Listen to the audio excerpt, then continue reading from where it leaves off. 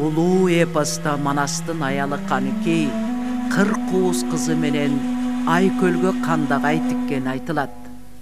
Ар бир саймасына, тигилишине ууздар руханий дем сүйүүсүн арнап тигишкен.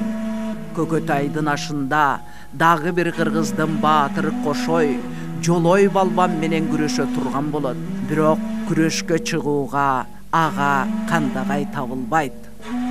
Анда Айкөл Манас Каныкей тарабынан ага арналып тигилген кандагайды Кошойго берүүнү буйрук кылат.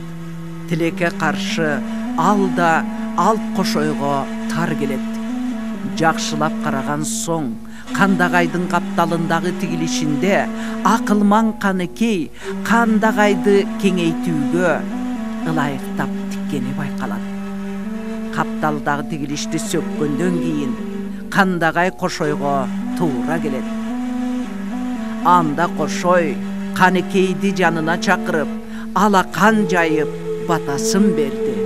Жараткан берер күн болсун, бешиктин башы оң болсун, кыз эмес уулду бөлөгүн, аю эмес арстанды төрөгүн, Семетей деп атын кой, кыргызда болсун бешик той.